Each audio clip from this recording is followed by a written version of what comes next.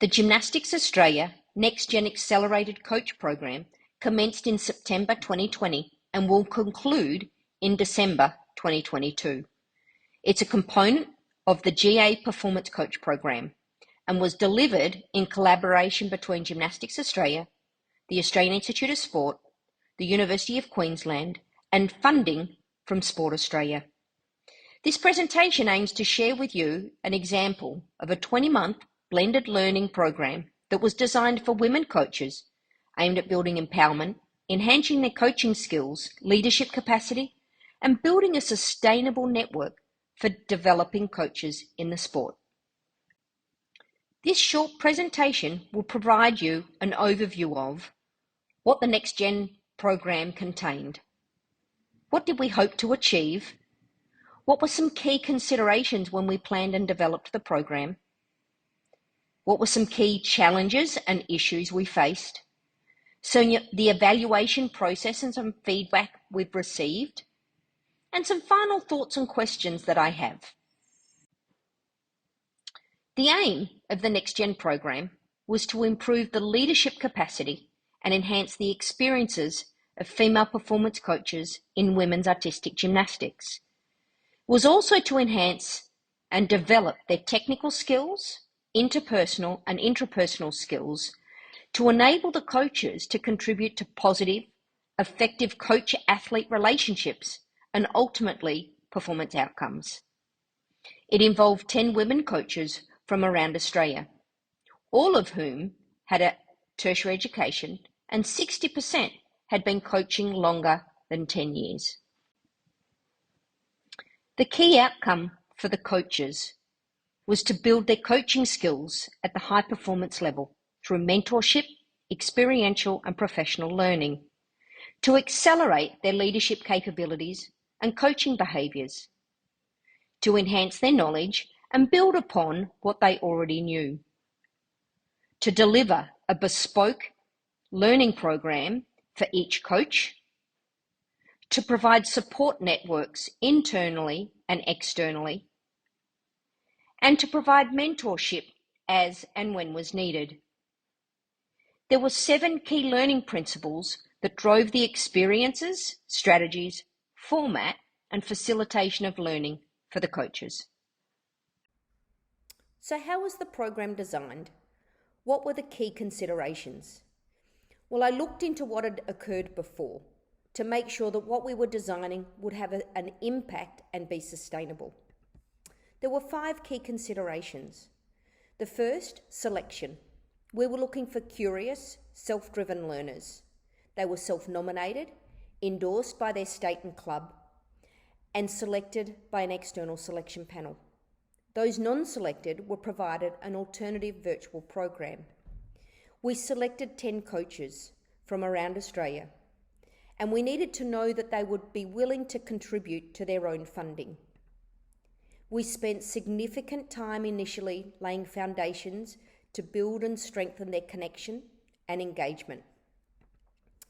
We wanted to build an internal and external network. So there's design opportunities created, cross-sport networking, engagement with role models with women in leadership. And the learning design was created. The aim was to develop a sustainable alumni network which we could then build upon for the future.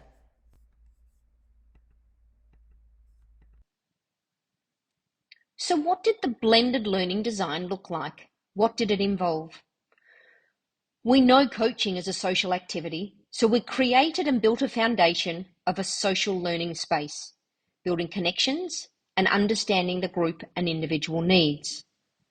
We looked at informal learning in the area of professional development, tapping into the expertise at the AIS during our national camps and focusing on gaps identified for the group, such as physiology, conditioning, movement analysis. The technical development of the coaches was a very big area for them.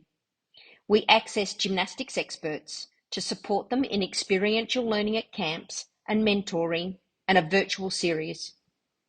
The formal learning was made up of the University of Queensland Continuing Professional Development Program and 2 of their postgraduate modules, quality coaching and applied psychology.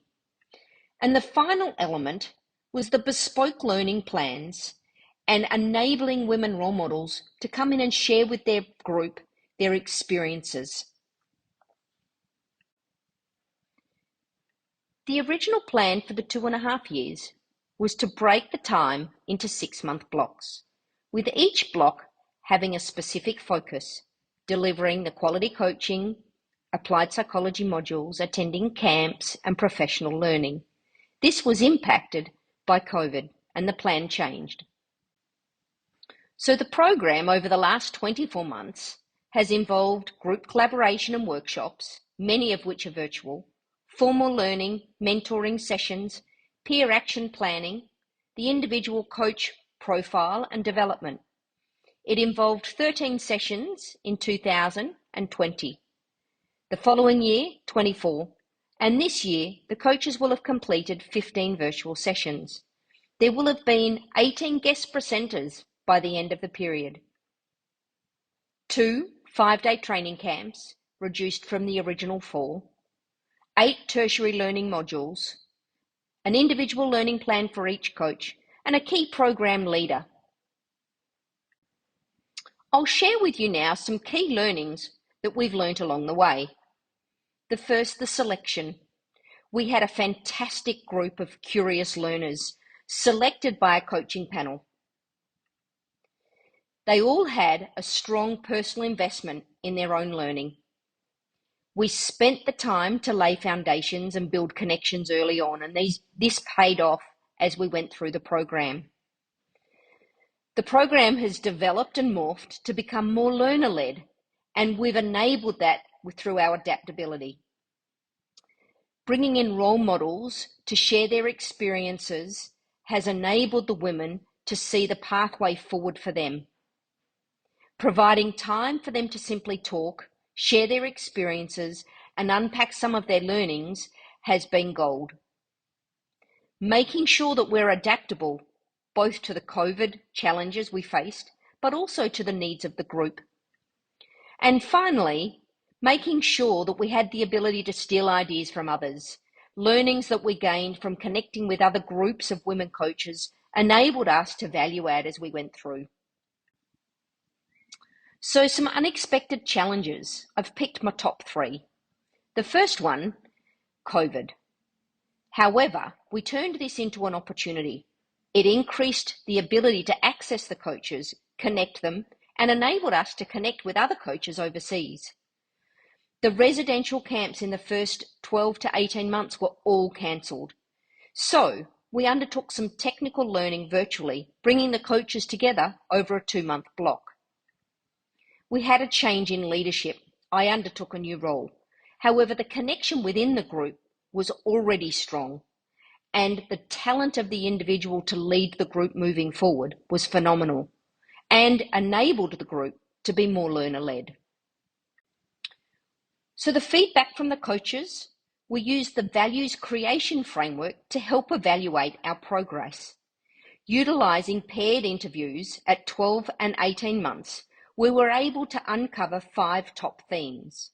The first one, there was a continued growth in their self-confidence, self-worth, and feeling of empowerment. Shown in this quote, "I take more time to reflect on choices and decisions, which makes me more confident now in the decisions I make. I consider more possibilities and options when coaching and when developing relationships in the gym." There was a strong connection within the group of women, with a high level of effort perceived in building connections and collaborating. They also perceived a high level of support, which countered their challenges, such as isolation, stagnation, loneliness, frustration, and feelings of being overwhelmed.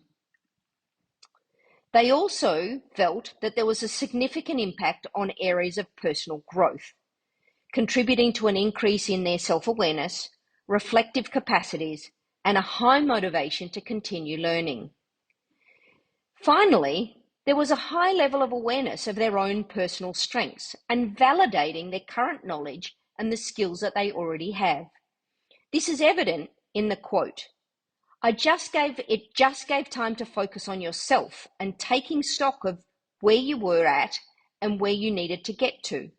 It provided reassurance on how well we are all doing without even realizing it, and positively indicating areas for future development. And to conclude, I simply have more questions. How can we create a longevity of connection for this group? Can we make it strong enough so that their connection, collaboration, and their community continues? Does this model that we've created enable Gymnastics Australia to create a sustainable pipeline for the next group of talent? If so, can we build an alumni network between one group and the next?